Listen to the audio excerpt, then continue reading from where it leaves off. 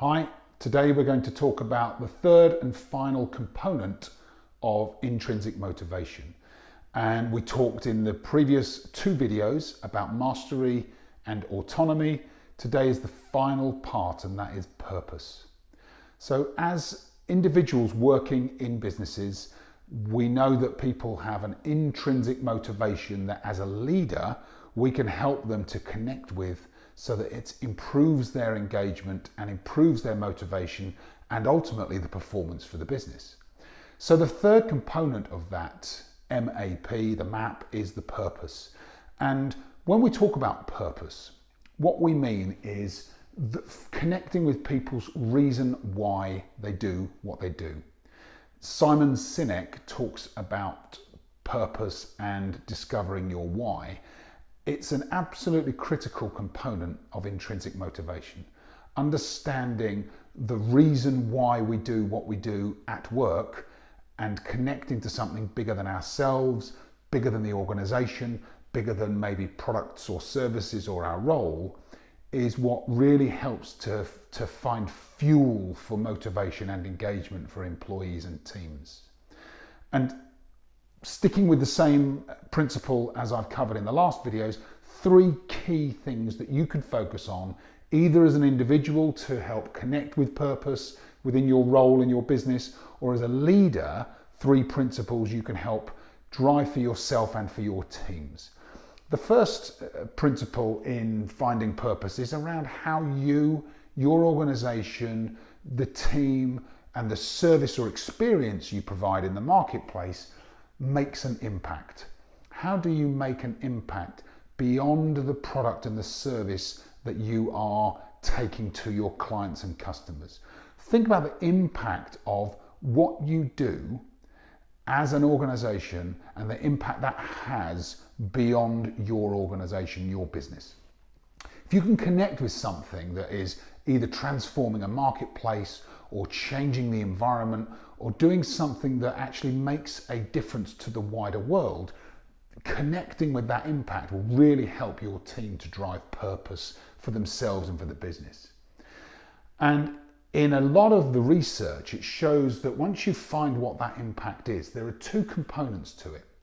The first is what they call the big why, the big impact you make that on a macro level over long periods of time really sustains your performance and your commitment. What's the big aspirational goal and the big aspirational purpose for our team? What's the difference we're making? The second component is what is referred to as the small why, or a series of small whys. And actually Simon Sinek calls them the nested whys. It's the why within the why. So for some people, understanding what personally drives them that aligns with that larger purpose is really motivational for them. It can be more of a connection to a smaller impact than the greater purpose, the sense of purpose for the organization. An example is when a team member actually really thrives on helping other people in the team to achieve their goals, knowing that the bigger goal for the team is actually connected to the why. So the smaller why for an individual actually can be just as engaging and motivating as that bigger why. Now, how do you help people find that why? There's a couple of ways. For the big why, for your large purpose, your grand purpose, that is best discovered as a team.